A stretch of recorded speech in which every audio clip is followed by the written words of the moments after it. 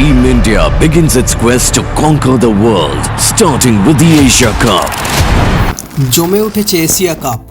প্রথম কয়েকটা ম্যাচ একতরফা এবং বৃষ্টি বিঘ্নিত থাকার পর জমে গিয়েছিল আফগানিস্তান শ্রীলঙ্কা ম্যাচ। গ্রুপ বির এই ম্যাচ দুটি দলের কাছে খুব গুরুত্বপূর্ণ ছিল। এমনিতেই এশিয়া কাপের প্রত্যেকটি ম্যাচ খুবই গুরুত্বপূর্ণ। এই ম্যাচে মাত্র 2 রানে হারে আফগানিস্তান। তাদের এই লড়াইয়ের প্রশংসা ছড়িয়ে পড়েছে সব মহলে। এশিয়া কাপ শুরু হওয়ার আগেই আফগানিস্তান দলের পক্ষ থেকে বলা হয়, শুধুমাত্র প্রতিযোগিতায় অংশগ্রহণ নয়, টুর্নামেন্ট জেতার জন্য ঝাঁপাবে তারা। সেই রঙেই প্রতিফলিত হলো শ্রীলঙ্কা ম্যাচে।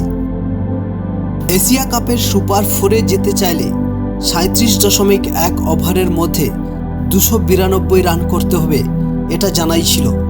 যেখানে পুরো 50 ওভার খেলে 8 উইকেটে 291 রান করেছে শ্রীলঙ্কা, সেখানে এই টার্গেট তো আফগানিস্তানের জন্য অসম্ভব ব্যাপার।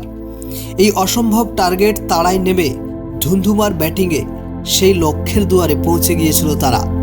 শেষ মুহূর্তে একটি হিসেব না জানায় সুযোগ থাকার পরও তারা কোয়ালিফাই করতে পারেনি। বেঁধে দেওয়া 37.1 ওভারের মধ্যে আফগানিস্তান করেছিল 289 রান। তাই ওভারের প্রথম বলে আউট হয়ে যান মুজিবুর রহমান। আগের ঘোষণা মতো আফগানরা বাদ, কিন্তু রান তাড়ায় আফগানিস্তান যে গতিতে ব্যাটিং করেছে তাতে জন্ম হয় আরও একটি সমীকরণে। 37.4 ওভারের মধ্যে তাদের 295 রান করতে হতো। তার মানে পরবর্তী 3 বলে একটা 4 মারলেই হতো। উইকেটে রুদ্র মেজাজে ছিলেন রশিদ খান, কিন্তু স্ট্রাইকে থাকা ফজল হক ফারুকি নিজে বড় শট খেলা কিংবা রশিদকে স্ট্রাইক দেওয়ার কোনো চেষ্টাই করলেন না। ওভারের চতুর্থ বলে ফারুকি এলবিডব্লিউ হলে 289 রানে অল আউট হয় আফগানিস্তান। 2 রানের পরাজয়ে বিদায় নেয় এশিয়া কাপ থেকে।